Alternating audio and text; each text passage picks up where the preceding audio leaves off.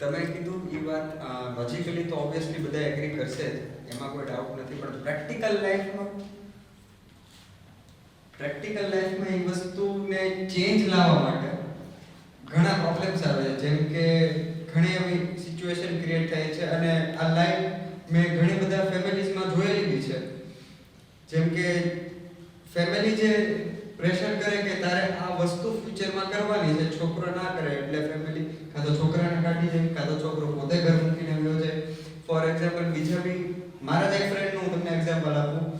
એને જોતા હતા એની સાથે એને લગ્ન કર્યા, એટલે હવે એ લોકો સાથે ફેમિલી છે. ઘરે નથી ગમતું કે એ લોકો લગ્ન કર્યા, અને એ એક્સેપ્ટ કરવાના બી નથી. હવે ફ્યુચર ઇન કેસ એવું ક્યારે બી આવી શકે કે હવે એ લોકોને જરૂર છે, ત્યારે એ લોકો સામેથી સમજાવટ થઈ ગઈ, પાછા એ લોકો આવ્યા, પણ પાછી જરૂરિયાત વખતે પછી ચલો હવે ઈગો એનો મૂકી બી દીધો, સેલ્ફ રિસ્પેક્ટ મૂકી દીધી, પછી આવ્યો પાછા આવી રીતે. પણ આ બધા સિનારીઓસ ને આ સામે ઓબામાએ લખેલું છે કે ક્યારેક ત્યાં ભેગું નથી થતું, બોલવાનો ચાન્સ નથી મળતો છોકરાને, કાં તો પછી છોકરો બોલે તો એ લોકો નથી સમજી શકતા. આ સિચ્યુએશન કઈ રીતે હેન્ડલ થાય, આમાં એનું આઉટકમ કઈ રીતે ચેન્જ કરવો? ફેરફાર કોણ પહેલું લાવી શકે, પેરેન્ટ્સ કે ચિલ્ડ્રન્સ? જેનામાં ચેન્જ કરવા માટે કે નવી વાત, નવી થિંગ એક્સેપ્ટ કરવા માટેનો એક એજ ગ્રુપ હોય, એ એજ ગ્રુપ પહેલું કોનું? ચિલ્ડ્રન. પેરેન્ટ્સનું નહીં. હું તમને કંઈક જવાબ કરવા જઈ રહ્યો છું કે સમજવાનું પહેલાં સમજી કોણ શકે કે પ્રેક્ટિકલ વેમાં પોતે વાતને ઇઝીલી એક્સેપ્ટ કરી શકે એવો એજ મોડ પહેલાં ચિલ્ડ્રન. તમે જેટલી વાતને સ્વીકાર કરી શકશો, આનાથી તમારાથી અડધી એજનો જે માણસ છે એ વહેલા એક્સેપ્ટ કરી શકે, એનાથી પણ નાની એજનો જે વ્યક્તિ છે એ પહેલાં એક્સેપ્ટ કરી લે. એટલે આ પર્ટિક્યુલર બાબતમાં હું કહીશ કે સંતાનની રિસ્પોન્સિબિલિટી છે, કારણ કે એક સર્ટન એજ પછી પોતાનો માઇન્ડસેટ, પોતાની વાત, પોતાનો વિચાર ચેન્જ કરવો ટેરિફિક હોય છે.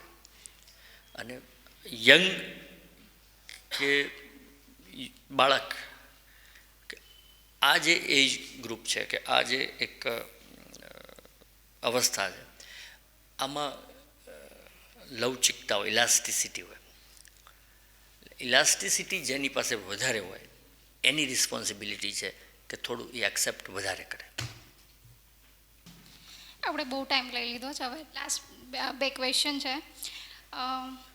ઇન્ડિયામાં જે અત્યારે ફ્યુચરમાં આવવાવાળી જે કાંઈ પ્રોબ્લેમ છે એ તમારા મુજબ પ્રમાણે કઈ રીતે અસર કરે છે? ભારતનું ભવિષ્ય, આપણું ભવિષ્ય ટૂંકું, કારણ કે આપણે ભારત છીએ, ભારત કોઈ ટુકડો નથી, પણ આપણે બધા ભારત છીએ. વસ્તી વધારો, એક જાતિવાદ, એક અત્યારે એક કરંટ પ્રાઇમ મિનિસ્ટર દ્વારા એક મુવમેન્ટ ચલાવવામાં આવે છે, સ્વચ્છ ભારત. આજના 21મી સદીના સમયમાં સ્વચ્છ ભારતની મુવમેન્ટ ચલાવવી પડે, એનો અર્થ છે કે ભારત ગંદુ છે. નરેન્દ્રભાઈ પહેલાં મહાત્મા ગાંધીજીનો સ્વચ્છ ભારત માટેનો, અને એક સ્વામિનારાયણ સંપ્રદાયના સ્થાપક સહજાનંદ સ્વામી. હવે કોઈ ધર્મગ્રંથની અંદર સ્વચ્છતાના ધારાધોરણ મેન્શન કરવા પડે, લખવા પડે. એનો અર્થ છે કે આપણે હાઇજીનમાં,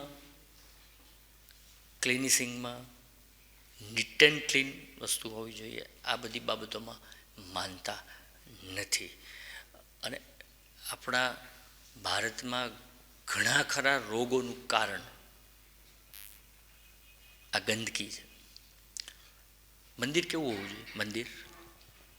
મંદિર નીટ એન્ડ ક્લીન, પીસફુલ.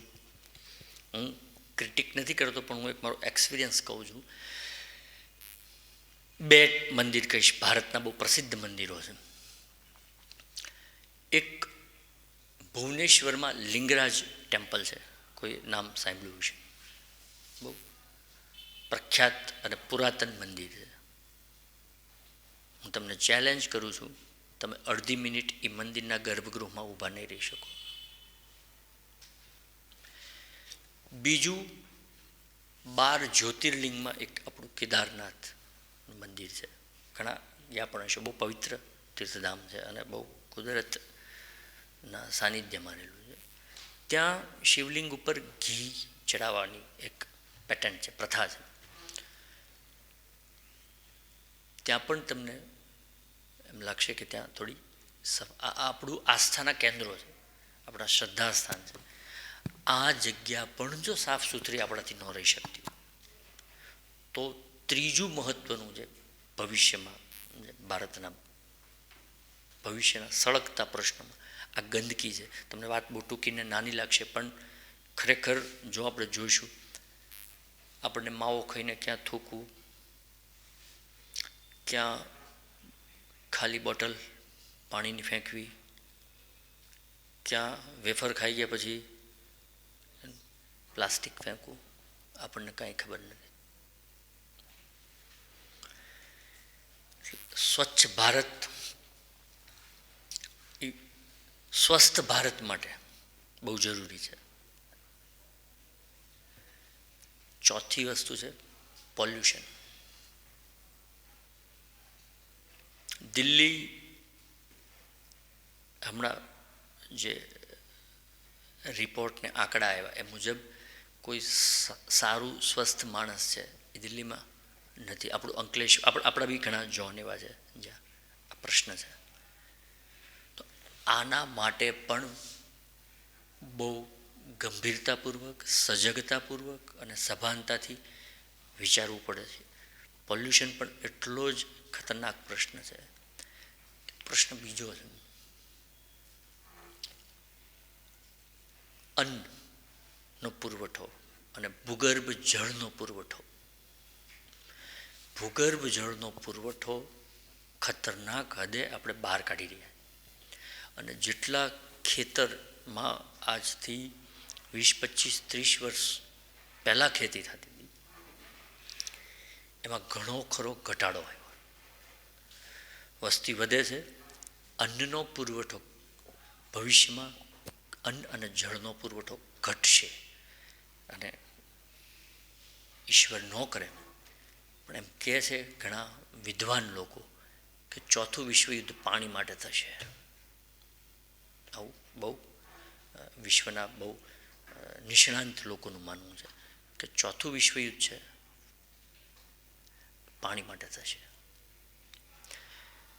છઠ્ઠો પ્રશ્ન છે રોજગાર. વસ્તી એટલી બધી વધતી જાય છે અને એની ઉપર કોઈ કંટ્રોલ નથી. ગવર્મેન્ટ એના કાર્યક્રમ આપતા હોય છે, ગવર્મેન્ટમાંથી અનાઉન્સમેન્ટ થતું હોય છે, પણ જે રીતે લોકોમાં આની જાગૃતિ આવવી જોઈએ, કે લોકોમાં અવેરનેસ આવવી જોઈએ. કારણ કે વધતી વસ્તીને અન્ન, જળ, જમીન, જંગલો કપાઈ ગયા. ઘણા ખરા જંગલો, આજ ભારતમાં જંગલોનું પ્રમાણ તમે જુઓ તો ભયજનક હદે ઘટી ગયું છે. અને આ જંગલો ઘટવાથી જે એન્વાયરમેન્ટ છે, વાતાવરણની અંદર પણ ઘણા બધા ફેરફાર આવ્યા છે અને જે આપણે બધા ફીલ પણ કરી શકીએ છીએ. આ બધા 5-6 પ્રશ્ન છે. આ બહુ મહત્ત્વના પ્રશ્ન છે જેને આપણે બહુ, હું ઇઝીલી બોલું છું એમ ઇઝીલી લઈ ન શકીએ. જે જન્મે છે એની માટે રોજગારની પણ વ્યવસ્થા હોવી જરૂરી છે. એની માટે એક બહુ સારી રીતે રહી શકે એવું એક સ્પેસ સાથેનું ઘર, જમવાનો, પાણી પીવાનો પુરવઠો, આ બધું બેઝિકલી નીડ છે. સ્વચ્છતા, તમે અહીંયા બેઠા છો બહુ ક્લીન નીટ છે. આપણે કોઈ વાળ્યા વગરની સ્ટ્રીટ ઉપર બેઠી ગયા હોય તો આવો મૂડ હોય આપણો? આપણે નહીં બેઠીએ. આપણે કોઈ પણ, તમે ચેર ઉપર બેઠા હશો તો તમે 2 વાર ચેક કર્યું હશે કંઈક ડસ્ટ કે કંઈક બીજું ત્રીજું નથી ને, તમે ચેક કરીને ચેર ઉપર બેઠા હશો, તમે તમારા બેડ ઉપર સૂતા હશો તો તમે જોયું હશે, તમારા બધાના રૂમ હશે તો તમે એને જોયું હશે. આપણા બાથરૂમ, આપણી જે દરેક વસ્તુમાં આપણે તો શરૂ કરીએ, આપણે આપણી આજુબાજુનું આપણી સાથેનું સંકળાયેલું વસ્તુ છે. એટલું નવા કપડાં ન હોય તો કાંઈ નહીં, પણ ધોયેલા ને ઇસ્ત્રી ટાઈટ કપડાં તો પહેરી શકીએ, ધોઈ તો શકીએ. આપણી આજુબાજુની વાત, જગ્યા, વ્યક્તિ, એની સાથે હવે એટલું સેક હેન્ડ કરવું, એટલું બધું આપણને બહુ મજા આવે છે અને ઇઝીલી આપણે કરતા હોઈએ છીએ. એકચ્યુઅલી આ જમ્પ્સને ટ્રાન્સફર કરનારું નોન સાયન્ટિફિક મેથડ છે. આપણને આમાં શરમ આવે. આ સાયન્ટિફિક છે. નમસ્તે કરવું બહુ સાયન્ટિફિક છે. આ પહેલું જે હાઇઝીન અથવા તો તમે જેને કહીએ કે હવે કોરોના આવ્યો તો બધા નમસ્તે તરફ ગયા, પણ આપણને ખબર નહોતી કે actually scientific style of wishing છે. ત્યાં તો બહુ ઠંડો વિસ્તાર છે વેસ્ટર્ન, તો થોડા કદાચ એ ગરમાવા માટે એકબીજા સેકન્ડ કરી લેતા હોય. આપણે તો જરૂર નથી. નમસ્તે બહુ scientific way of wishing style છે. એ ઘણી બધી ઝીણી ઝીણી જમવાનું એટલું જ લઈએ જેટલી જરૂર હોય, કારણ કે જેટલું આપણે ફેંકી દઈએ છીએ એટલું પણ ઘણાના નસીબમાં નથી હોતું. આભાર માનવો તો એક રહ્યો, પણ આપણે ફૂડ વેસ્ટ કરીએ છીએ અને કોઈકના ભાગનું વેસ્ટ થઈ જાય છે. પાણી નાવાથી લઈને પીવામાં એનો પ્રમાણસર ઉપયોગ આપણને ખ્યાલ હોય. આ બધી બહુ નાની નાની બાબત. Once in a week cycling કરવું જોઈએ. કંઈ નહીં તો આપણાથી તો એક શરૂઆત થશે પોલ્યુશન બાબતમાં. આપણે કરી શકીએ. બાય વોક જવું જોઈએ અથવા જે પબ્લિક ટ્રાન્સપોર્ટ છે તો એનો યુઝ કરવો જોઈએ.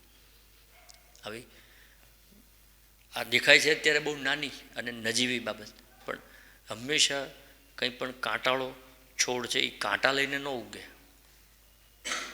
એ ઉગતો હોય ત્યારે તો બહુ એનું ફોર્મ બહુ નાનું હોય, પણ જ્યારે બહુ સોલિડ ફોર્મમાં અને મોટા ફોર્મમાં હોય ત્યારે આપણને આ સમજાય.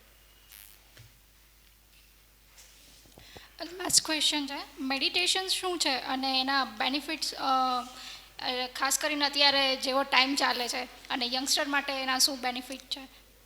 મેડિટેશન શું છે એ હું કહી ચૂક્યો લગભગ હમણાં એક પ્રશ્નમાં. મેડિટેશન બિઝનેસ નથી. બેનિફિટ બિઝનેસમાં જોવામાં આવે. મેડિટેશન બેલેન્સ છે, બિઝનેસ નહીં. અને મેડિટેશન કોઈ એક્શન નથી. Every time we are use meditation કરું છું, એ કોઈ ક્રિયા નથી. મેડિટેશન છે તમે તમારી જાતને તમારી અંદર ઉતરીને જે મળો છો અને જે તમારી જાત સાથે ટાઈમ સ્પેન્ડ કરો છો, આટલી મૂવમેન્ટને, આટલી મેથડને મેડિટેશન એવું નામ આપવામાં આવે. મેડિટેશન કોઈ ક્રિયા નથી. બીજા નંબરમાં મેડિટેશનના બી there is a two type. હું એટલા માટે કહું કે એક બેલેન્સ રહેવા માટે, એક કરંટમાં રહેવા માટે, એક તમે કંઈ પણ કામ કરો છો તો એ કામ માટે 100% તમારું એનર્જી લેવલ છે યુટિલાઇઝ થાય, આના માટે જરૂર હોય છે. એટલે આ જે મેડિટેશન છે આને તમે ફિઝિકલ લેવલ ઉપર યુટિલાઇઝ કરો છો. એક મેડિટેશન છે જ્યાં તમારું બધું ફિઝિકલ લેવલ ફૂલફિલ થઈ ગયું, પછી જે એક્સેસ એનર્જી છે, એક્સેસ ઘડો ભરાય પછી એમાંથી પાણી ઓટોમેટિક બહાર નીકળવા માંડે. ઓટોમેટિક અડધે ઘરે પાણી ક્યાંય નાખવા ન જાય. એમ તમારું physical needs, physical matter balance થઈ ગઈ, પૂરી થઈ ગઈ, સેટિસ્ફાઈડ થઈ ગઈ. પછી જે મેડિટેશન છે એ સોલ ટુ સુપ્રીમ સોલ, ની જે જર્ની છે એને ફૂલફિલ કરવા માટે. આ એજ છે તો મેં જે તમને કીધું કે આ 3 કામ છે. તમે જ્યાં છો ત્યાં રહ્યો, વર્તમાનમાં તમે જે કામ કરો છો એમાં તમે 100% રહ્યો, તમે સંતુલિત રહ્યો, બેલેન્સ રહ્યો. કારણ કે બેલેન્સ માણસના હાથથી થયેલું કામ બેલેન્સ.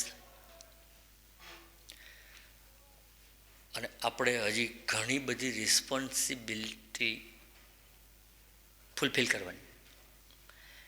એટલી રિસ્પોન્સિબિલિટી ફૂલફિલ કરવા માટે એટલું મેડિટેશન જરૂરી છે. પણ જેવી તમારી રિસ્પોન્સિબિલિટી ફૂલફિલ થતી જાય પછી મેં કીધું કે મેડિટેશનનો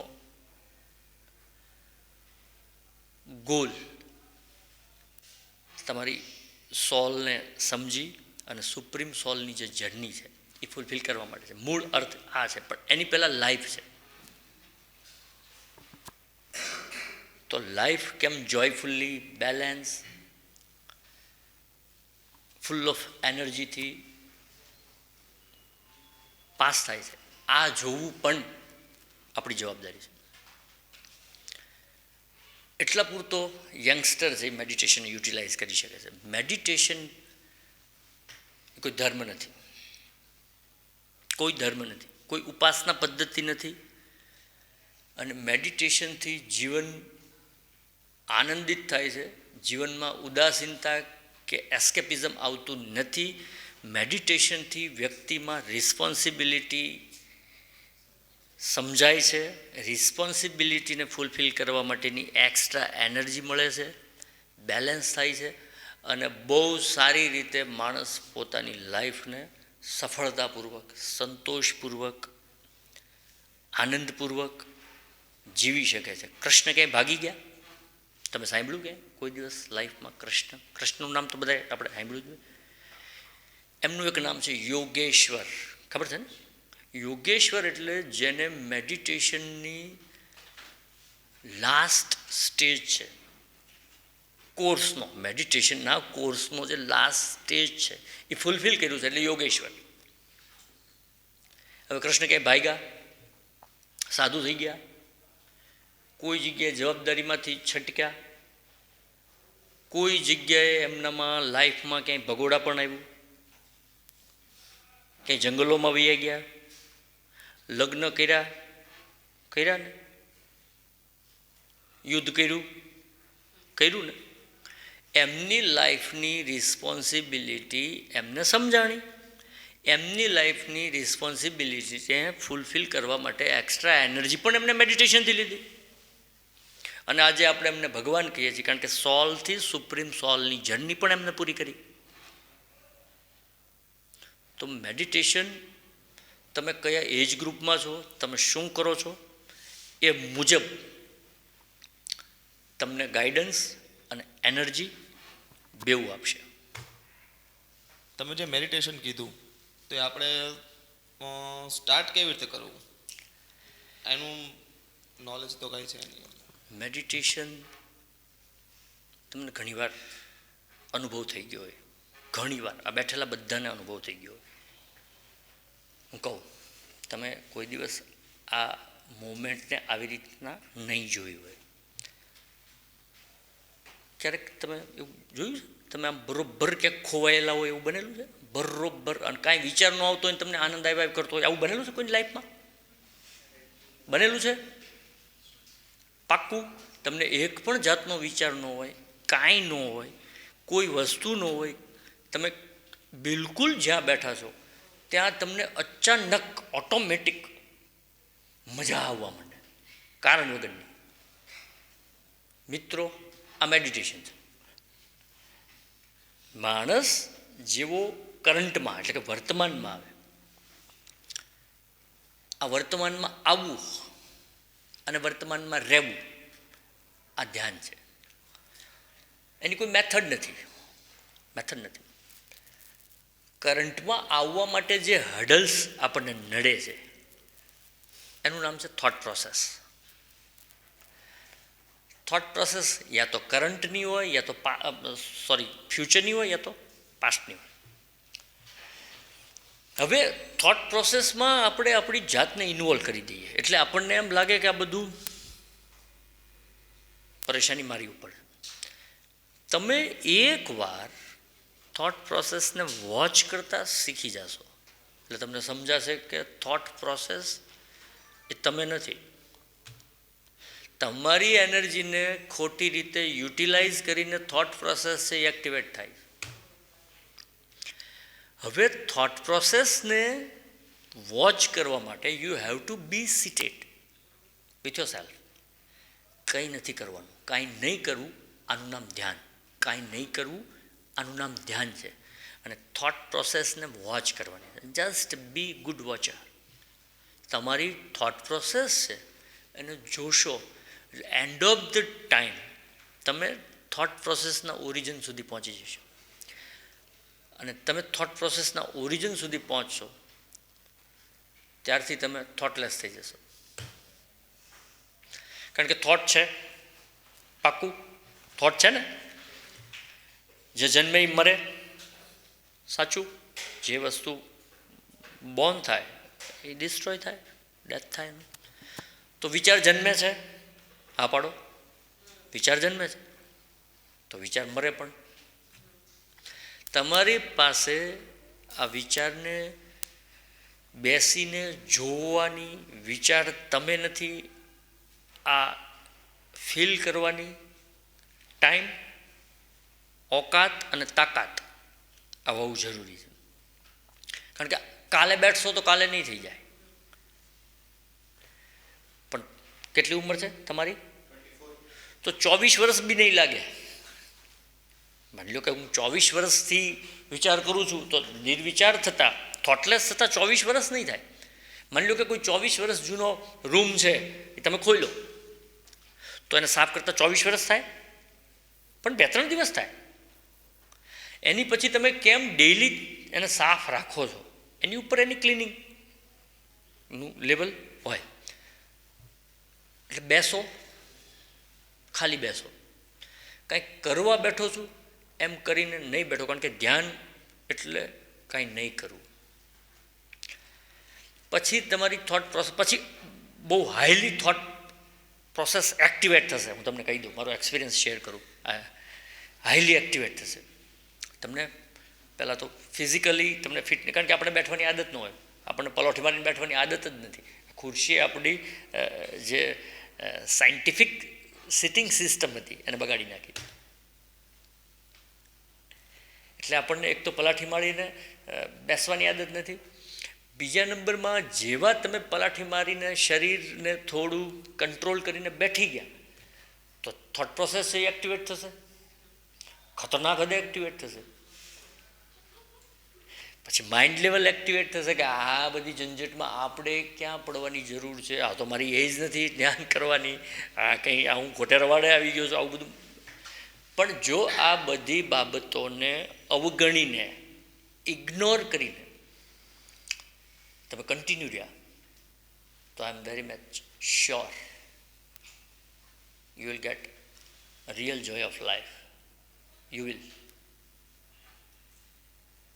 આ બધી વસ્તુ કંટ્રોલ કરીને કંટ્રોલ ક્યાંય કરવાની નથી. હું કોઈ વસ્તુને કંટ્રોલ કરવામાં માનતો નથી.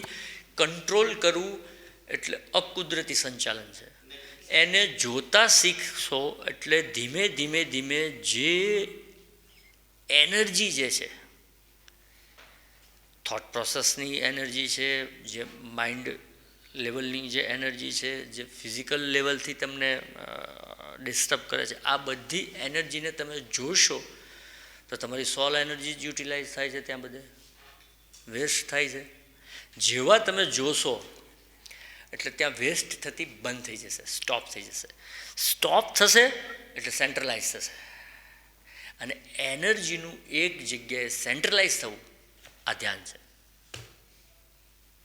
કાંઈ કંટ્રોલ નથી કરવાનું. કંટ્રોલ કરવું, તમને તરસ લાગી છે અને તમે કંટ્રોલ કરશો તો અહીંયા સારી રીતે બેસી શકશો? પહેલાં જઈને પાણી પી લેવું જોઈએ. આમાંના કોઈને ભૂખ લાગી છે, જમવું છે, અને હું ગમે એટલી સારી વાત કરું તમારી સાથે, તમારું ધ્યાન ક્યાં હશે? જમવામાં. જેટલા નેચર કોલ છે આ નેચર કોલને યા તો ફૂલફિલ કરી લેવા જોઈએ યા એને સમજી લેવા જોઈએ. અને જ્યારે તમે સમજી લેશો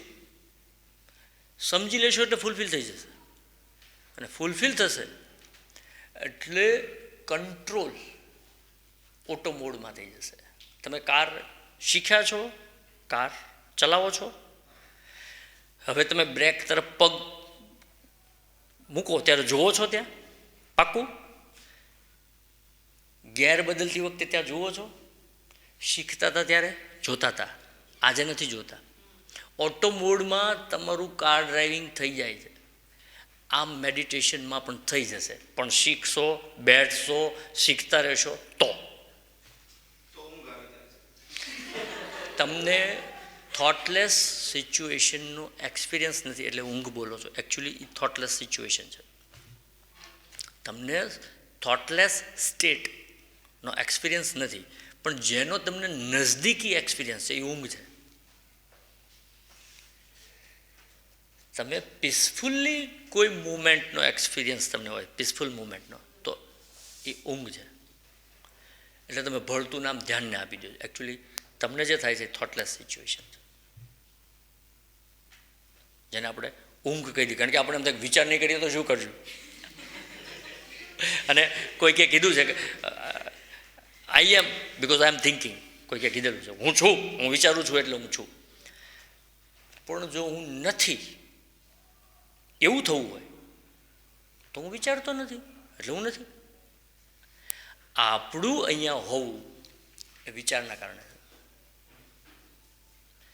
જો તમે વિચારો છો તો તમે છો, તમે નથી વિચારતા ઓબ્વિયસલી યુ આર નોટ.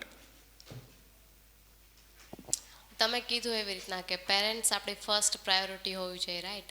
તો ઘણીવાર પેરેન્ટ્સને મતલબ આપણે કંઈક નવું ન્યૂ કરવું હોય લાઈફમાં તો પેરેન્ટ્સ સેફ પ્લે કરતા હોય છે, પણ ક્યાંક એ વસ્તુ આપણો ગ્રોથ બી રોકે છે એવું મને ફીલ થાય છે ઘણીવાર. તો એના માટે મતલબ પેરેન્ટ્સને કેમ સમજાવું? લાઈક આપણને ખબર છે કે એ રસ્તો સાચો છે, પણ કંઈક ન્યૂ કરતા હોય તો ઓબ્વિયસલી કે એમાં કાંઈક પ્રોબ્લેમ તો આવવાનું જ છે, પણ પેરેન્ટ્સને સેફ પ્લે કરવું હોય છે, તો એને કેમ સમજાવું? એક ડેટકો એવરેસ્ટ ચડી ગયો, એવરેસ્ટ સર કરી લીધું, ડેટકાએ. પછી બરાબર નીચે આવ્યો એટલે એની નાતમાં એનું સન્માનનો કાર્યક્રમ યોજવામાં આવ્યો કે ભાઈ આપણી નાતમાંથી કોઈ એવરેસ્ટ સુધી જઈ આવ્યું. પછી ડેટકાનું સન્માન કર્યું અને તરત પ્રેસ મીડિયાના લોકો તો ત્યાં હોય એ કે તું કેમ ચડી શક્યો? એટલે ડેટકાએ કીધું હું બેરો હતો એટલે. આ લોકો તો મને રોકતા જ હતા, આમની તો ઈચ્છા નહોતી જ કે હું ત્યાં જાઉં, પણ હું બેરો હતો એટલે હું ત્યાં જઈ શક્યો. ઘણી બધી બાબતોમાં બેરા થઈ જવું.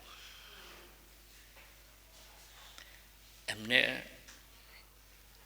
તમને જન્મેલા જોયા છે કે તમે ગમે એટલા મોટા થશો એમની માટે નાના રહેશો.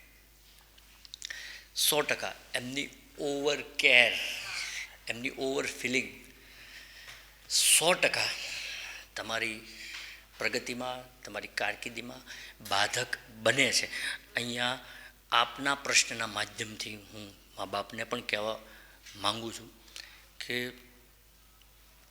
આપણે 2 વસ્તુ સંતાનને પ્રોવાઈડ કરવી જોઈએ. એક, જ્યાં સુધી આપણું સંતાન અર્નિંગ ન કરી શકે ત્યાં સુધી એની દરેક આર્થિક બાબતો ફૂલફિલ કરવી જરૂરી છે અને પેરેન્ટ્સની રિસ્પોન્સિબિલિટી છે. 2, જ્યાં સુધી આપણા સંતાનમાં ડિસિઝન પાવર ન આવી જાય કે what to do, what do not do, આનો અન્ડરસ્ટેન્ડિંગ પાવર જ્યાં સુધી સંતાનમાં ન આવી જાય ત્યાં સુધી બિહાફ ઓફ ચિલ્ડ્રન વિચારવું. જેવો એક્ટિવેટ થઈ જાય ડિસિઝન પાવર ત્યારે એમને એમનું ડિસિઝન લેવા માટેની સંપૂર્ણ સ્વતંત્રતા આપવી. આપણે ત્યાં એક કહેવત છે કે જેવું 16 વર્ષનું સંતાન થાય એટલે મિત્ર છે. અને આ જગ્યાએ ઘણા બધા મા બાપ ભૂલ કરે છે. એમની અંદરથી એમનો હક, એમની લાગણી, એમનો માલિકી ભાવ નથી મુકાતો. જેમ તમે કીધું એમ પત્નીનો રોલ પત્નીનો રોલ છે, માતાનો રોલ માતાનો રોલ છે. એકચ્યુઅલી હેન્ડઓવર છે. અને જ્યારે આ હેન્ડઓવર નથી થતું અને પછી અંદર ખેંચતાણ શરૂ થાય અને આમાં મરે બિચારો પુરુષ. You are absolutely right. Hand over છે. જ્યાં સુધી 24 કે 25નો યુવાન થાય ત્યાં સુધી માતા છે, એની કેરટેકર, એને શું જમવું શું નહીં બધી વસ્તુ. 25 વર્ષની એની કેર એ માતાના અંદર પણ ઘર કરી જાય. એટલે 25 વર્ષ પછી જે આવે સ્વાભાવિક છે એ કંઈ માતાને જોઈને નહીં, હસબન્ડને જોઈને આવ્યા છે. જે કોઈ આવી છે એ તો હસબન્ડ માટે આવી, એની માટે તો આખા પરિવારનો જે સેન્ટર પોઈન્ટ છે એ એનો હસબન્ડ છે. તો ત્યાં માતાએ પોતાના સંતાનનું બહુ પ્રેમથી હેન્ડઓવર એની વાઈફને કરી દેવું જોઈએ, જેથી ઘરમાં કબડ્ડીનું વાતાવરણ ન રહે. ક્વેશ્ચન છે, તમે જેવી રીતના કીધું મેડિટેશન કરવાનું, રાઈટ? તો જ્યારે મેડિટેશન કરવા બેઠે ત્યારે લોટ્સ ઓફ થોટ માઇન્ડમાં આવે અને ફર્સ્ટ ઓફ ઓલ તો નેગેટિવ જ આવે. તો એ મેડિટેશન આપણે કરતા હોય લાઈક, તો જ્યારે એ નેગેટિવ થોટ આવે તો એને કેવી રીતના ઇગ્નોર કરવા? જોઈને, સિંગલ લાઈન કહું છું, જોઈને. કારણ કે થોટને નેગેટિવ કે પોઝિટિવ એ ડેફિનેશન આપણે આપી છે, એ થોટ છે. આ એનાલિસિસ આપણે કરેલું, બટ એ થોટ છે અને થોટનું ઇગ્નોરન્સ જોવું છે. માસ્ક આવું નામ આપણે સાંભળેલું, આપણે પહેરતા નહીં, જરૂરી નથી. પાક્કું? આજે પાક્કું? તમે માસ્ક પહેર્યા વગર જો ક્યાંય નીકળ્યા તો તમારા વોલેટમાંથી 1000 રૂપીઝ કટ થાય, આની તૈયારી રાખવાની. પાક્કું ને? એક ટાઈમ એવો હતો જ્યારે આપણે કોઈને માસ્કની જરૂર નહોતી. બરોબર છે ને? મારી વાત બરોબર છે ને? માસ્ક હતું પણ આપણને માસ્કની જરૂર નહોતી. આજના સંજોગ સિચ્યુએશન એવા થઈ ગયા કે વિધાઉટ માસ્ક આપણે ક્યાંય જઈ શકતા નથી, અને જો જઈએ ભૂલથી તો પ્રશાસન આપણને એની માટે લાકડી લઈને બેઠું છે. આપણી હેલ્થ માટે, આપણી માટે બેઠું. પ્રશાસનને આપણી કેર છે, આપણી ચિંતા છે. એટલે તો આ તો વસ્તુ એવી થઈ કે જે જમ્સ કે જે બેક્ટેરિયા કે જે કોરોનાનો વાયરસ છે, આ વાયરલ થાય છે અને વાયરલ નાક અને મોઢેથી વધારે થાય છે, આવું નિષ્ણાંત લોકોનું માનવું છે. અને એનું સેફટી માસ્ક છે. તો વાયરસ, બેક્ટેરિયા આ બધું આપણને ખબર છે, સાયન્ટિફિકલી પ્રૂવ થયેલું છે. તમને થોટ પોલ્યુશનની ખબર છે? Have you heard thought pollution? એક માણસ continuously non stop thought product કરે છે તો એનું કોઈ પોલ્યુશન નહીં હોય? સૌથી મોટું પોલ્યુશન છે જે વિઝિબલ નથી, જે સાયન્ટિફિકલી પુરવાર થવામાં it will take some time. Thought pollution છે એ બહુ મોટું પોલ્યુશન છે. થોટ પોલ્યુશનના સાઈડ ઇફેક્ટ તમારા ઇનર ઇન્ડિકેશન છે, એ તમે ડિફાઇન નથી કરી શકતા બિકોઝ ઓફ થોટ પોલ્યુશન. હું તમને સમજાવું. અત્યારે નોર્થ ઇન્ડિયામાં જબરજસ્ત કોહરા થઈ જાય. રનવે ત્યાંનો ત્યાં જ છે.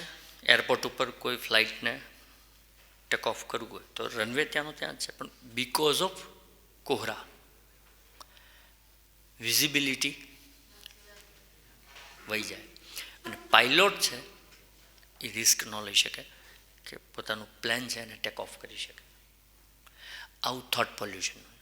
તમારે શું કરવું શું નહીં કરવું, આ એક એક વ્યક્તિને એનું ઇનર ઇન્ડિકેશન આવે છે અને આવે છે. પણ આ ઇન્ડિકેશનને ડિફાઇન કરવામાં જો કોઈ મોટું દુશ્મન હોય તો થોટ પોલ્યુશન. અને આ થોટ પોલ્યુશનનું કોઈ સોલ્યુશન હોય તો મેડિટેશન. એટલે આજે તમારે બેલેન્સલી સારી રીતે તમારા ઇન્ડિકેશનથી હાલશો ને તો તમે સક્સેસ થશો. પણ જ્યાં આપણે અનસક્સેસ થઈએ છીએ, જ્યાં આપણે સક્સેસ નથી મળતું, તો એ થોટ પોલ્યુશનના કારણે આપણે ભ્રમિત થઈ જઈએ છીએ અને જે લેવાનું ડિસિઝન છે એ નહીં લઈ અને નહીં લેવાનું ડિસિઝન લઈ લઈએ છીએ. તો સૌથી પહેલું માણસે થોટ પોલ્યુશન છે એને સ્ટોપ કરવું પડશે.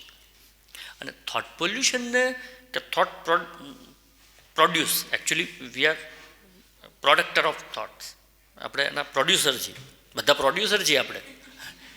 તો આ થોટ પ્રોસેસ ને બનતી અટકાવવી હોય અને ઇન્ડિકેશનને ઓળખવા હોય તો જેમ માસ્ક જરૂરી છે એમ આજે તમારે શાંતિથી સક્સેસફુલ્લી જોયફુલ્લી લાઈફ જીવવા માટે નેસેસરી છે. ધ્યાનમાં ઉતરવું એ હવે તમારે માસ્ક જેટલું અનિવાર્ય રૂપે તમારા જીવનમાં નાખી દેવું પડશે. જો તમારે શાંતિથી, ડિપ્રેશન વગર, મનોરોગી થયા વગર લાઈફને એન્જોય કરવી હોય તો આ ધ્યાન કરવા માટે તમને પ્રશાસન દંડ કરવા નહીં નીકળે. તમારે સમજી લેવું જરૂરી, કારણ કે માસ્ક દેખાય છે. ધ્યાનથી જે બેલેન્સનું એક નિર્માણ થાય છે આ દેખાતું નથી પણ ફીલ થાય. ઘણી બાબતો દેખાતી હોય, ઘણી બાબતો ફીલ થતી હોય. અને નથી દેખાતી એનો મતલબ એવો નથી કે નથી. ઓક્સિજન દેખાય છે ને? એમ some things we have to feel it. કારણ કે એનું કોઈ સોલિડ ફોર્મ નથી હોતું, એની કોઈ વિઝિબિલિટી નથી હોતી, પણ એની ફિલિંગ હોય તો લગભગ પ્રશ્ન શરૂ થયા ત્યાંથી શરૂ કરીને પ્રશ્ન પત્યા ત્યાં સુધી આપણે ધ્યાનની વાત. તો એ થિયરી છે. કેમ હમણાં ભાઈ બોલ્યો કે નાસ્તો રેડી છે, જ્યાં સુધી થાળી સુધી, પ્લેટ સુધી તમે નહીં પહોંચો ત્યાં સુધી પેટની ભૂખ વાતુંથી મટશે નહીં. એની માટે વી હેવ ટુ ઈટ. એક તો તમને સૌથી પહેલાં થેન્ક યુ આપણે રણધીર સાહેબને કહીએ, કારણ કે આજની જે ટોટલી સેશન હતું એ ખાલી એક કોઈ ક્લબનો કે કોઈ વ્યક્તિનો પ્રયાસ નહોતો, એમનો પણ સારો એવો પ્રયાસ હતો. મેઇન પ્રયાસ એમનો હતો કે એમણે યુથને ઇન્સ્પાયર કરવા છે, મોટિવેટ નથી કરવા, ઇન્સ્પાયર કરવા છે. અહીંયા આવેલા લોકોનો એટલે આભાર નથી માનતો કે એમના તમે જે કંઈ પણ આપણે સેશન હતું એમાં આવ્યા કે અહીંયા અમારા ક્લબના બેનર હતું એટલે આવ્યા. તમે પોતે મોટિવેટ થવા માટે, ઇન્સ્પાયર થવા માટે કે તમે પોતાની જે કંઈ પણ કંઈ પ્રોબ્લેમ્સ છે એ સામે આવીને કહેવા માટે તમે આ વસ્તુ જે કરી છે ને, આ વિડીયો થ્રુ તમે ખાલી કોઈ એક વ્યક્તિને નહીં, બહુ બધા લોકોને તમે ઇન્સ્પાયર કર્યા છે. કારણ કે આ વિડીયો આપણે દરેક સોશિયલ નેટવર્કિંગમાં ને એમાં એમના થ્રુ કે અમારા થ્રુ જવાનો જ છે. એટલે આ બહુ બધા લોકોને ઇન્સ્પાયર કરવા માટે તમને લોકોને થેન્ક યુ. ઓકે, અહીંયા હું આભાર વ્યક્ત કરું છું આપ દરેક લોકોનો ને થેન્ક યુ.